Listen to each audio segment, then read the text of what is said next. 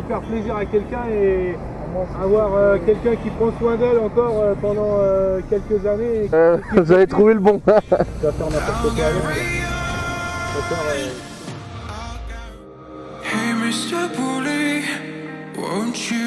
Là, c'est comme si tu avais acheté la moto 1400 et tu avais offert la carte grise. 87 € j'ai payé. Je tiens juste à préciser, 87 €, c'est ce que j'ai payé en Île-de-France. Le prix de la carte grise peut varier des départements et régions. À vous de vous renseigner. Moi, je te dis, à partir du moment où tu veux vendre, tu fais tout pour la vente. Parce que quand il y a des questions, même c'est gênant, bah, je suis désolé, quand tu veux vendre, tu vends. Moi, je te pose une question, pourquoi tu veux la vendre, tu lui réponds. Pourquoi tu veux la vendre? C'est gênant, c'est vrai que c'est une question gênante, il faut répondre. Bon, lui, il t'a demandé, du coup, tu me donnes l'argent de l'avance. Lui, ça se voit qu'il était, Oui, il était un peu gêné aussi. il était gêné, mais quand on vend, bah, C'est normal, ouais, il faut avoir ces couilles-là parce que c'est la base de la vente. Une fois que tu passes le cap de cette gênance, bah, tout est bon. Hein. Et donc voilà, on est arrivé au domicile de la personne qui vend la moto. Et pour vous présenter la Transalp, j'ai eu envie de faire un petit clip. Comme ça, je vous la présente dans ses détails et ses spécificités.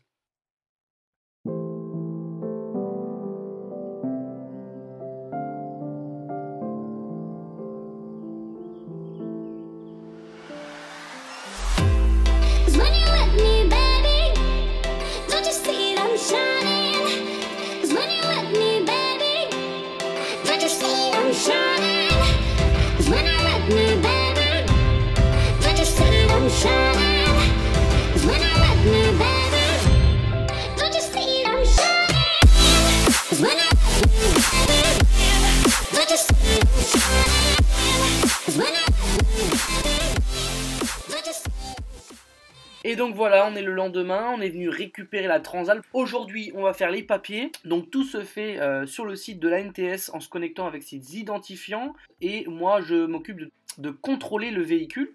Et là, regardez, j'ai découvert comme ça, en touchant, en contrôlant la moto, bah, que la bulle était mal fixée. Alors comme c'est une bulle qui n'est pas d'origine, bah, j'ai remarqué qu'elle était complètement desserrée.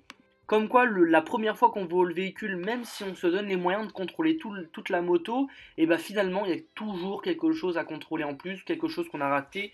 Donc voilà, soyez vigilants à ce que vous contrôlez et contrôlez le maximum de la moto. Bon, il faudra la fixer du coup, mais il y a des choses qu'on découvre que le jour même. Le Neyman, ouais.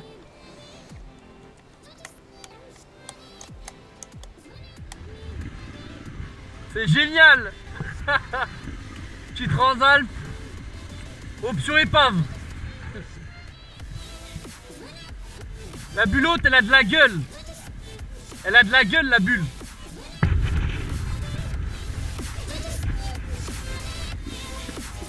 Ouais, t'as vu, c'est pas aussi haut. Hein. C'est pas aussi, tu vois. Bon, au début aussi, je pensais, mais non. J'aimerais juste rajouter quelque chose. Toutes les démarches pour l'achat du véhicule ont été faites avec le site de l'ANTS. Donc le vendeur se connecte à son compte ANTS, valide vendre son véhicule et ensuite doit rentrer les informations du nouveau propriétaire et quelques informations sur la carte grise. Ensuite, il a un document type PDF comme quoi le véhicule est cédé. Et n'oubliez surtout pas de demander au vendeur un certificat d'engagement du véhicule. Les épaves, quoi. Il est magnifique. Incroyable. De derrière, elle est magnifique. Une fois la vente finie, on rentre à la maison, on contrôle la moto et le collègue, bah, il nettoie la moto de A à Z, il repeint les repose-pieds du passager, il fait un gros nettoyage, graissage de la chaîne, etc. Et il découvre quelques petits problèmes. Parmi ces problèmes, déjà des ratés.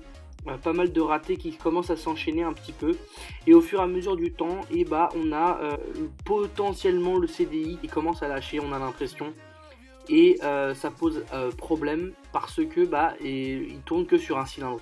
Pour en être sûr, je décide de lui poser quelques questions afin de savoir si c'est vraiment le CDI ou alors si c'est tout simplement les bougies qui sont en mauvais état ou qui n'ont pas été changées au dernier entretien.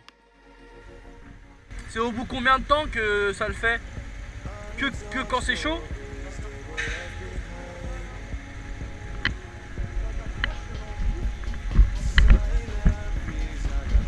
Ah, c'était une fois sur deux quoi. C'est bizarre hein. Ouais, parce que là c'est loin.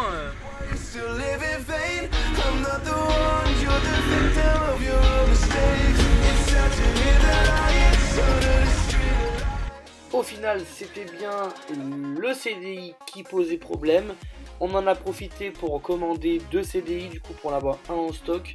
Qui commandait un régulateur de tension pour ma Transalp à moi, qui commençait déjà à fatiguer un petit peu. Ah là là, j'en ai vu des épaves hein. Mais toi et moi on a les pires épaves qui existent. Les meilleures épaves, voilà exactement, ouais, toi tu trouves les bons mots.